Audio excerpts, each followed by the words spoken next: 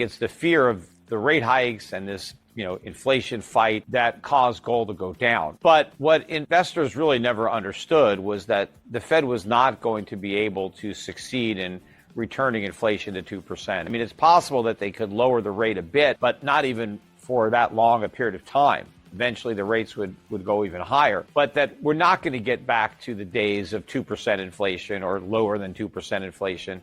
And as investors start to realize that reality, the price of gold is going to go way up because gold is worth a lot more in an environment of high inflation than in an environment where everybody thinks inflation is below 2%. And so I think that's what's happening now as the central banks are maybe getting closer to the end of the rate hiking cycle because, the countries are so indebted that they can barely even afford the hikes that have already taken place, even though interest rates are still negative in real terms. I mean, there's no central banks that have been able to move their interest rates to even equal their inflation rates, let alone exceed them. But I do think that more and more people are going to be realizing the box that the Fed is in. And also that not only are they not going to succeed in bringing inflation back down to 2%, but soon the Fed is going to be fighting a different battle. It's going to be trying to prop up a sagging economy, a deflating stock market or housing bubble, and helping the U.S. government finance even larger budget deficits than the one it has right now. So they're going to go from fighting inflation to creating even more inflation. And obviously, that's very good for gold. Probably happens sometime next year where the Fed is officially more worried about the economy than inflation, even though inflation may in fact have risen. But if you start to see a big increase in unemployment, and in particular, you start to see a financial crisis unfolding, if you start to see banks failing and other companies, unable to meet their obligations and starting to fold, that's going to scare the Fed. It's going to scare politicians a lot more than inflation. Even though in the long run, inflation is worse, in the short run, that's not what the politicians care about. And the central bankers are really just politicians disguised as bankers. They're not really independent. So I do think that the focus is going to shift. Right now, they're very public about they want to fight inflation because the public is upset about inflation. Inflation is a big problem. Everybody is dealing with it. Prices are up now, over the last couple of years, even the way the government measures them, I think they're up about 15%. But that means in reality, they're up about 30%. I mean, that is a huge increase in the cost of living. That's why so many people now have second and third jobs, because their paychecks have not risen nearly as much as their cost of living. And so they can't get by with one job. So they need two or three. And that's where all this job creation is coming from. But I think once the voters are more concerned about something else, then that's when the central banks are going to pivot, or the Fed, and try to, prop things up. Except it's not going to work this time, because the way the Fed has always bailed out the economy and bailed out the markets and the government is by creating inflation. Well, it's one thing to do that when inflation is 2% or lower. It's another thing to do it when it's, 5% or higher, because the justification for the cheap money was always that, well, we don't have enough inflation anyway, so we can kill two birds with one stone.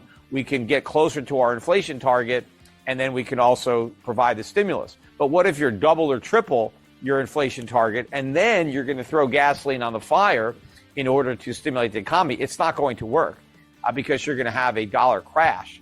And then inflation is going to go through the roof, and that's going to complicate the problem that the Fed is trying to solve. And I think they're missing the mark on inflation. And everybody is just trying to figure out, has inflation peaked? And we got the CPI numbers today, and that's got a lot of people saying, you see, inflation has peaked. It's not about whether or not it's peaked. I don't think it has. But that's not the real important fact here. The important fact is that inflation is much higher than it used to be, and it's not going back down. That the days of 2% inflation are gone, and we're not going to go back there again. And so inflation is going to be double or triple that number, and that is a game changer for everybody. Not only for the Fed, but for investors, because what worked in an environment where interest rates were really low and inflation was really low at the same time, the types of investments that thrived during that environment are not the type of investments that are going to thrive during a high inflation, higher rate environment, which is the one that we're in. And so investors have to recognize this shift, and they have to make the changes to their portfolios. But most of them are still wedded to what worked during the bubble, and they don't even realize that it was a bubble. I knew it was a bubble because I didn't even participate. I just watched it inflate from the sidelines.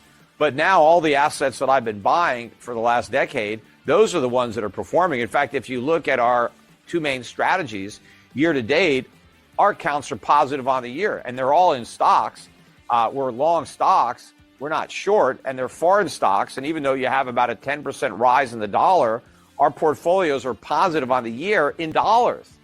And so this is a big shift because we own value. We own dividend-paying stocks. We have resources. And this is where investors are just finally starting to shift. And I think we're at the early stages of this rotation. And so, the sooner you make the rotation, I think the better, because you're going to participate in the biggest moves, which are going to happen in the early stages. And a lot of people still hold in their FANG stocks, and they think, oh, I can't sell them now. They're down 70, 80, 90%. Well, yeah, you can, because they still could fall a lot. You could buy them as a trade. I mean, you can buy it when it's down 80% and sell it when it's down 70%, because that's a big rise, right? From a perspective of a trader. Yes. And so I'm not saying that you can't make money if you're nimble and you're a trader, but if you can't buy and hold these stocks, because they're going to keep making new lows, because they don't have the valuations to support their stock prices. Now, in the past, nobody cared, because stock prices were supported by cheap money and low inflation and the mania that there was all this momentum chasing them. But when that momentum isn't there anymore, when the money is just trying to get out, because remember, there's a lot of people who own these stocks who are going to be looking to get rid of them on any rally. So there's a huge headwind there. But meanwhile, the stocks that I own and the ones that I'm buying, these are the stocks that nobody owns. These are the stocks that everybody sold to buy the FANG stocks. Now they got to buy those stocks back, because you still can't hold cash because inflation is eroding away its value. You can't really buy bonds because even though the yields have gone up, they're still negative in terms of inflation. So you still have to buy real assets. And stocks are a good asset to buy, but you just can't buy, an index. You have to be a stock picker. You have to buy particular companies that have real earnings today, not, maybe earnings in 10, 20 years, but they're earning money right now. They're paying dividends right now, and they're selling products or services that customers need, that they have to buy, and they will buy them even if the price goes up. Maybe they'll buy a little less. Maybe they'll cut back on something else in order to afford to buy, but you have to be in a position where you have the pricing power, and you can stay ahead of inflation. And there are a lot of businesses that are like that. And those are the ones that we own. And that's why, we have positive returns on the year. But that's also why I think we're going to have even better returns in future years once the dollar really starts to fall, which I believe it's going to do. I mean, we had this huge sucker rally in the dollar. We've reversed a good chunk of it in the last month or so, but the dollar is still, higher on the year. It's lost, about half its gains. But I think it's going to lose the rest of those gains pretty quickly, maybe not before the end of this year, but early in 2023. But then it's going to begin a precipitous decline. And I think that's going to be a huge positive factor for non-U.S. investments, particularly the emerging markets.